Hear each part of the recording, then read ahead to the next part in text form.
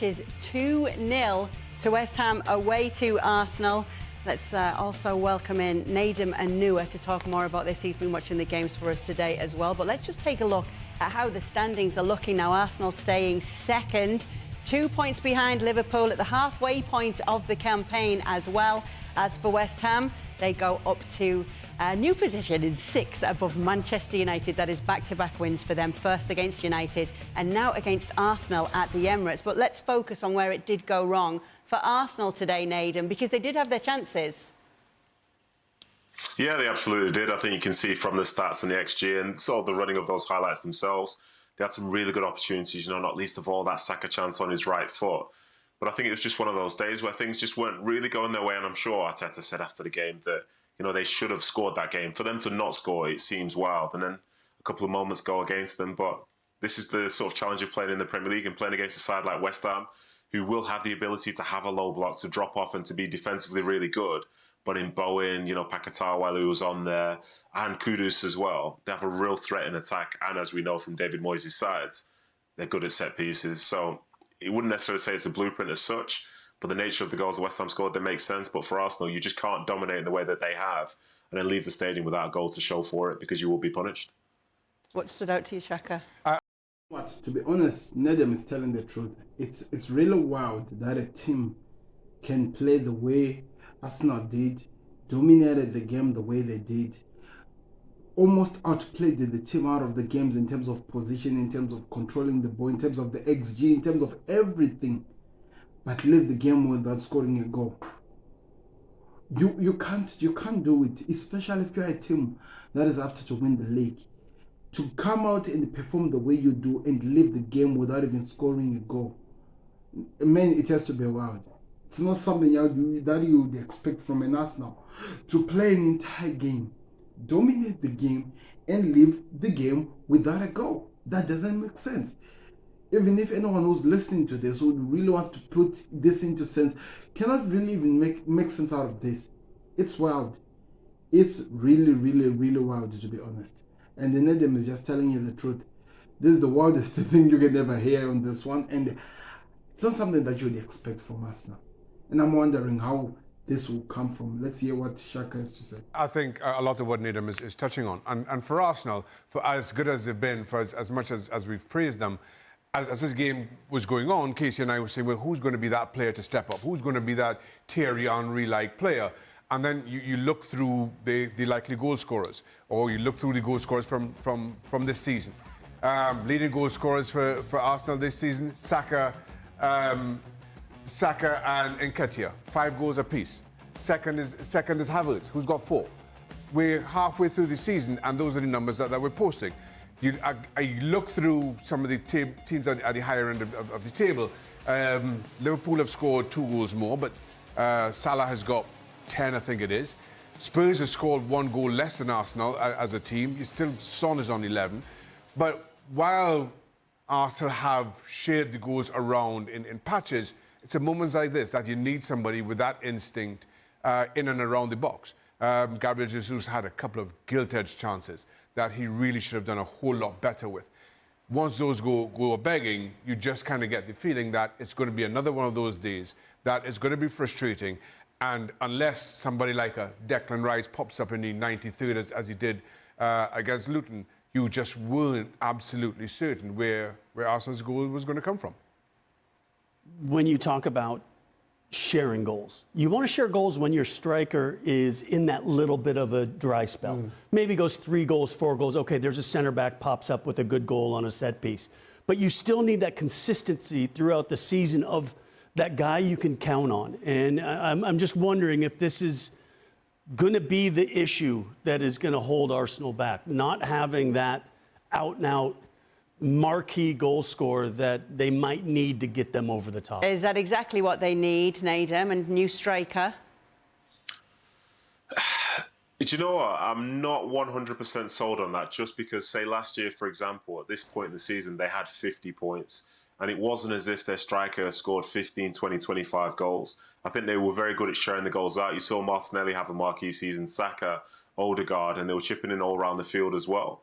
But I think in these sorts of moments, there are so many questions levelled at Jesus, but At one stage last year, it's like, oh, this is great. Arsenal have Jesus, so they have the ability to win the Premier League title.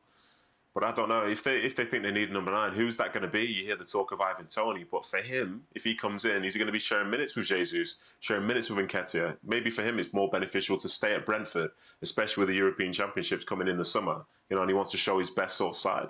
So I think they're in a position where I think Arteta's probably overall happy with what he has, but he just knows that they can perform better, and I anticipate that'll be the same sentiment shared around probably 3 or 4 teams as you reach the halfway point in the season.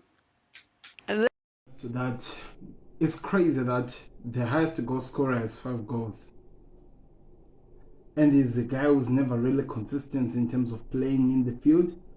The highest goal scorer in the Premier League has 5, and Havertz and Saka, they're 4 apiece.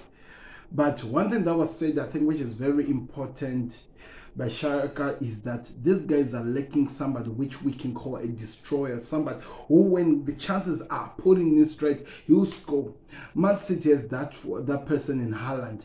No matter Kevin De Bruyne scores, sometimes Rodri scores, or whatever that happens, Bernardo Silva scores, Haaland is always the guy that relies for goals.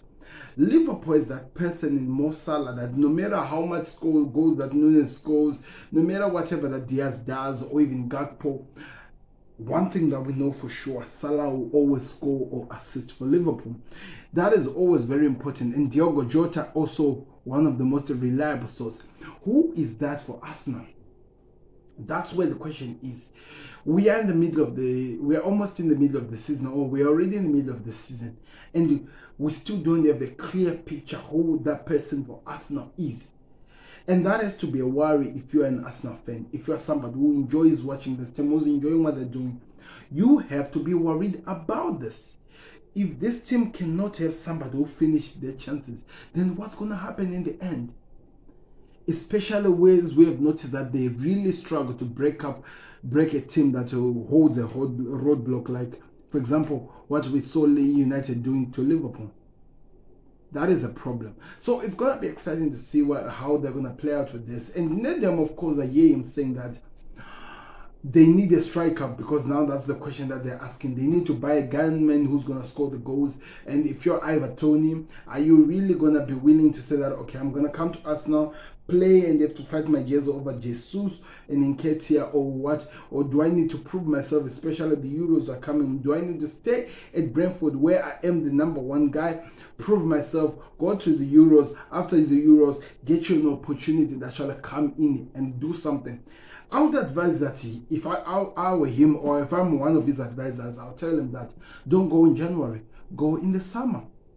Go in the summer, where after you've done your things, then you can try and challenge your jersey, because at this moment, whatever you do, it's going to come back to hurt you or to hunt you. And that has to be the honest truth that we have to actually agree on this, especially watching what Arsenal are doing in this game, because nobody expected them to fail to actually do something, because we all can tell that they lack a gunman, a destroyer, a guy who will get the job done. They don't have that. In Liverpool, we do have 2 of those. One of them was injured in Diogo Jota, who's back. No matter what happens, even though it's hard, even though the Nunes are missing or what, Diogo Jota will always turn the chances into something else. And that's one thing we're not seeing from Arsenal. So it's going to be exciting to see how that one's going to play out. We'll keep an eye on it and we'll see what happens. But let me know your thoughts in the comment section as we listen to the ESPN guys continue. Let's just get to that moment, because he's been asked about it afterwards. The goal that stood for West Ham, their opening goal, obviously no conclusive evidence and no technology to really highlight that for us, which he said himself. He's actually said it is what it is after the game. Yeah, and I think that's the only position that Mikel Arteta could have taken. Got himself into a lot of hot water post-Newcastle, a similar incident, whether the ball went out or not. And then the other thing is, we were a few days removed from Arsenal-Liverpool and that Odegaard handball, and I certainly thought that was 100% a handball, and Arteta came out and said, well, he didn't see it, so he couldn't pass judgment. Make what you like of that. Saliba came out and said, well, I thought it was a handball, but the referee didn't, so just get on with it. So just riding on that energy, I'm not sure that Arteta could say anything else other than this is what we have. It could be better. There is technology out there that could give a better indication, but for some reason the Premier League decided not to use it. So therefore, all you can do is in this circumstance, go with the ruling on the field. Got to suck it up, I suppose. Are you saying with that, Nadim? Yeah, I am going to stay with that. I think as the goal went in, I thought that looks a bit suspect. But then as you see the replays running, you know, the placement of Jared Bowen's right hamstring is pivotal in deciding whether or not that goal counts. And I like the fact that the on-field decision was a decision that was made by the referee and the assistant referee who didn't want to guess. You know, they didn't know. And I think that's the side of football that regularly gets ignored. The referee doesn't always see everything in the moment. They see as much as they can, but they're not perfect. They don't see everything. So they have to stick with what they do see. And they saw the ball going into the goal. And with the video assistant referee, they looked at it. And I'm sure people will say, well, it's definitely out. Some people say, well, you know, you can't really say. But the fact is the referee made the decision based on what they saw in that moment. And as far as, like, in the theory that quote-unquote fairness side of things goes, I suppose that's something that could happen to any team. And you just hope it falls your way when it does. One thing that is very important, us Arteta just coming up and saying it is what it is. Because to be honest, at the end of the day, it is what it is. We saw it last week at the Anfield, and this guy tells us that he did not see anything, but we know that he saw that Odegaard controlled the hand with this ball. Saliba came out and he said, it was a handball, but the referee did not give it, so let's just move on. So, to be honest, whether they are going to hate it or like it, look at this blank paper and you just have to move on. It is what it is. And in this point, unlike what actually happened in the Liverpool game where a decision could have been made, this was something that even the VAR could not help. Say it whatever you like, they could not help. And the on-field decision was, they thought it was a goal. So, let's just move on with the same spirit. It is what it is, people. You know, those are not just mere words. This is actually the truth. It is what it is. When you were talking earlier, Nadim, about the striker and how they were where they were last season, goals haven't been coming Saka's way easily either this season. You still stick with that position, even though this is the case? I do, just because I don't think this is them at their absolute best. I think there are certain players in that team who at times are underperforming. Like, don't get me wrong, I did not expect this result today for as good as West Ham have been. I still thought Arsenal would be able to handle their business at home. And on a different day, maybe they do. But I think there are players who will improve in the second half of the season. As you look at the top of the table now, Liverpool with 42 points, Arsenal with 40. Do we really believe the Premier League title this year will be won at between like 80 and 84 points? I don't think so. I think these sides will get better, and I think individually and collectively they will improve. And so, like, Saka might be having a relative down year based on what he was doing last year. But the fact is, if they would have won today, they would have gone back to top of the Premier League. So realistically, is it more of an ongoing crisis, or is it just a dip in form and a sort of representation of how any team in this league can get caught out in any particular moment? It's one goal in his last 11. Does that concern you? Well, I think what concerns me is, you know, the conversation that Saka and I were having was, do they need a marquee striker to get them over the top? Okay, last year they shared goals really well, what Nadim said, but they didn't get over the top. Now this year, once again, they're close, and it could go either way if the group consistently shares the goals well. But when you have a drought from one or two in that group, because you know, none of them are really that 25 goal scorer consistently for periods of a time. So do they need that marquee guy that will then be that difference where you can count on them, where you know year in and year out they're going to get those goals? Arsenal obviously matters a lot to... I think that is very important to really highlight. We talk about how the players is. We always find this Arsenal fans coming up with this crazy analogy of trying to compare Saka to Mo Salah, talking about how he is better than Salah. They always try to put him into conversations where I actually feel like he doesn't deserve. And now you come out and you look at that in his last 11 games, he has only scored one goal. One person has to be worried about this, because you have to look at the facts as they are. This guy is not scoring goals. As much as he is doing good, as much as what he's doing, he is not scoring goals, and that has to be really recognized, and we have to see what is happening there. So I don't know. I don't really give a damn, to be honest, because sometimes whether they are almost going to try to undermine Salah, you have to accept that guy has shown that class is permanent, and it's really, really permanent in terms of what he's doing. He's doing some wonders. He's really proving that he has something exciting to offer. So I'm not really going to keep going through back and forth on this. But like we are saying, this always comes back again to a point that we are always raising. Do Arsenal need a marquee player, the player who turn up all the chances that they create, the player who finish all the chances that they do make? I think they do. I think for them to really actually do something meaningful, they need to have somebody who they can rely that in each and every season you have goals above 15. They cannot rely on sharing the goals, because sometimes it's difficult for all the goals always coming from this in what and what. For example, as much as things are not yet clear, we are now starting to see that no matter what, this guy that we call Garnacho is going to be the most important player for United. They need such a player that he will always try to turn up and give something for the team. That's a problem that Arsenal don't have at the moment. I'm really concerned, to be honest. Let's see what happens. Maybe it's a dip in form, like what Nedum is saying. Maybe he will find himself at the second half of the season and he'll do so amazing. We are here to watch and see it. Let's hear the state about David Moyes. Mavropanos, because he didn't want to celebrate his goal, Nedum.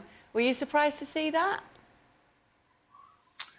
Do you know what? When I saw him do it, I thought that's weird. But then that's because I'm not really as much of a football historian as maybe I should be. I didn't realise that he played for them all of those 7 or 8 times, whatever it was.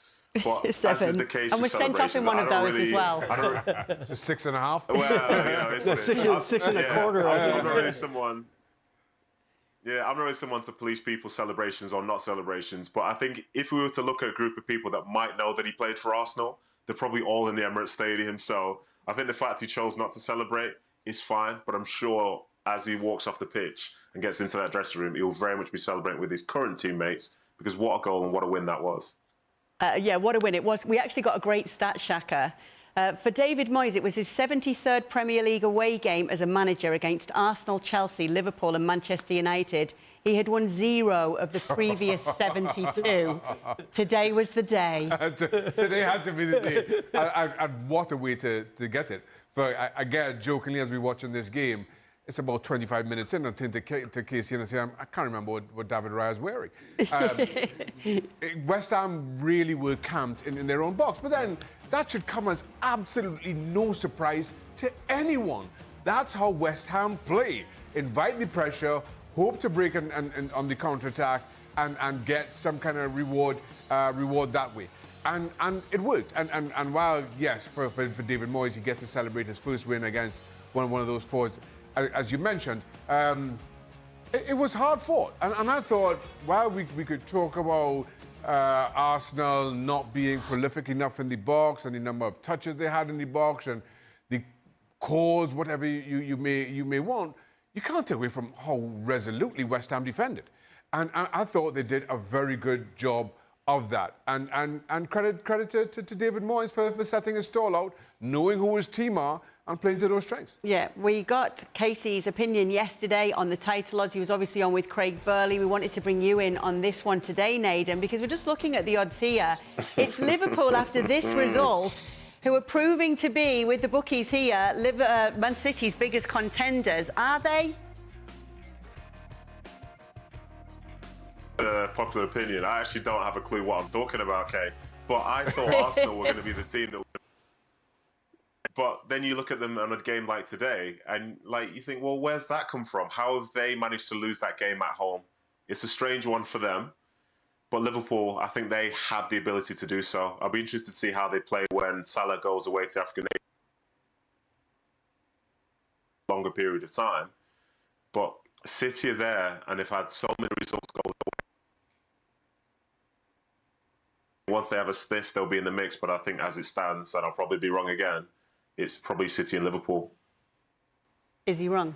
No, he's not. Well, no, nothing saying City and Liverpool. I think City and Liverpool are the two favourites at this point. A couple of weeks ago, I said Arsenal played the best football in the league, but I didn't know how their experience down the stretch, especially Champions League football, would come back to cost them. And here's the thing that even I had to kind of check myself on today. For all we've criticised Manchester City, for all the praise we've heaped on Arsenal, Man City win their one game in hand, they're joint with Arsenal. They're 2 points behind Liverpool. So I continue to believe that City are favourites I have Liverpool in second. Again, another stat I saw somewhere, I think ESPN put it up on one of their social media pages, that so far to this season, Liverpool are 9 points worse off because of VAR calls, controversial VAR calls. That's a big gap. If we're talking a 9-point swing at this halfway point in the season, take that away from them in the second half of the season, all of a sudden, you know, Liverpool looking at what, 51 points for the second half of the season. That's some going for Liverpool. So right now, I have it as City and Liverpool as first and second, Arsenal trailing in third. Exciting point that Saka just made there in the end. I really take some serious respect on this, because not so many people have been talking about this. Let me tell you something that is interesting.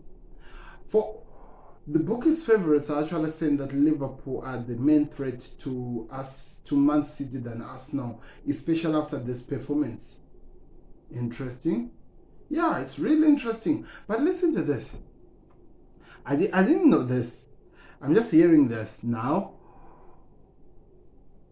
They are telling us that Liverpool are the only team that has 9 points which have been taken against them by big VAR points. If that had not happened, they will be around 51 points or higher.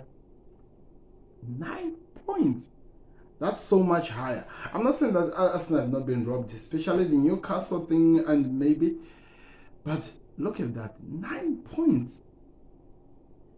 9 points. And as much as so many people don't want to give credit to Liverpool, I get it. I'm not really looking for anybody to give us credit. It's okay. Keep refusing, keep saying whatever you say. But if Liverpool continue playing the way they are playing, we are still waiting to see how we're going to do with the Salah. But if Liverpool continue playing the way they're playing, if they continue doing so well, they could be higher than where they are. But it's exciting to see how this one plays out. But like I'm saying, 9 points, that's a lot. If that 9 points I were put in, if they'd been given correct decision, they will be very far. I'm not talking about decisions that are subjective. I'm talking about decisions that you can say that these are really controversial, that Liverpool have been costed 9 points. That has to mean something. That has to mean something to see where we stand. We already have 2 letters that have come from the PGLMA. 2 letters. The Tottenham game and the other one that has been happening. And of course, they did not send the Arsenal one, but we all know 9 points. Anyway, let me know your thoughts in the comment section. Do me a favor, click the like button, subscribe to the Connect. What do you think of what the ESPN guys were saying? Are Arsenal really in trouble? Do they need a marquee guy who will finish the chances that they're making? And how is the VAR going to play a bigger role in terms of where this title actually go at the end of the day? I'm curious. I'm out. Click the like button, subscribe to the Connect. We'll see you soon. Peace. Goodbye.